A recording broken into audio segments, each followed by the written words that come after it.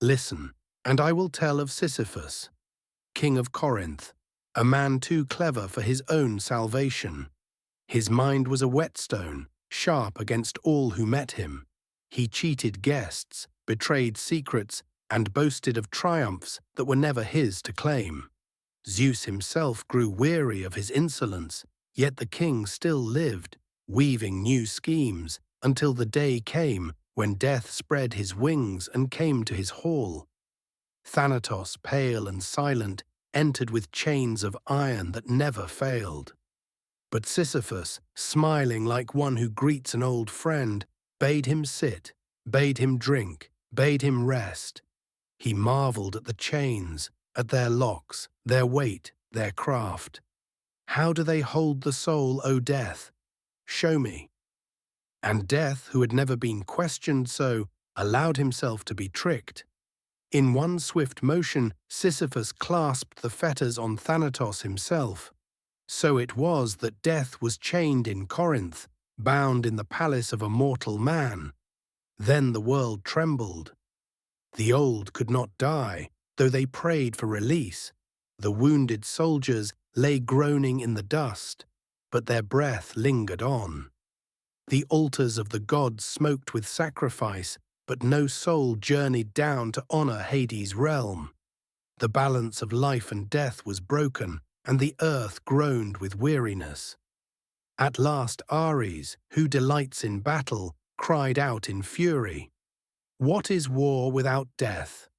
What glory without the fall of men?" He stormed into Corinth, seized the trickster king, and freed Thanatos from his chains. And so Sisyphus was dragged to the shadowed halls of the underworld.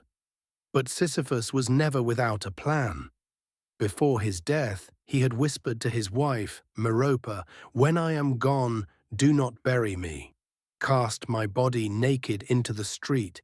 Do not honor me, do not mourn me, do not place the coin for Charon beneath my tongue." Merope obeyed, though her heart was torn.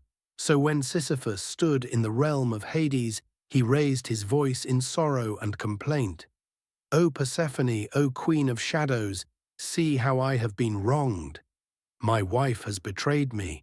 She has left me unburied, dishonored, a wanderer without rights. Grant me but a short return, that I may punish her, that I may compel her to give me what is due. Then I shall return, and gladly." Persephone, whose heart was softer than her husband's, pitied the mortal. She gave him leave to walk once more in the sunlight, to scold his wife and demand his funeral.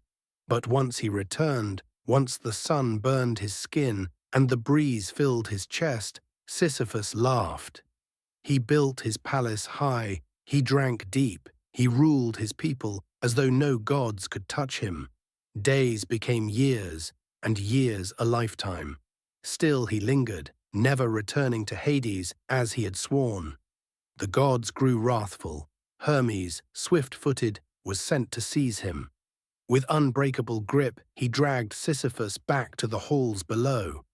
No excuses, no pleadings, no tricks could avail him now. The gods had judged, and his sentence was eternal. No more chains, no more cunning, no more delays. Instead, a punishment fitted perfectly to his spirit. A boulder, vast as a mountain's heart, was set before him. He was commanded to roll it up a steep and stony slope. With straining limbs he heaved and pushed, sweat pouring, muscles quivering. And always, just as the summit neared, the boulder slipped, groaned, and tumbled back to the base. Down he would go, again and again, forever. Thus Sisyphus, who had cheated death and tricked the gods, is cheated himself by eternity. His cleverness is dust, his schemes no more than smoke.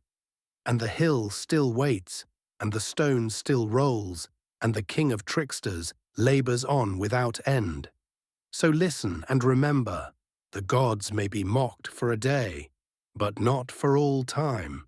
The man who thought himself master of death now kneels beneath the weight of futility, and will kneel until the last echo of the world.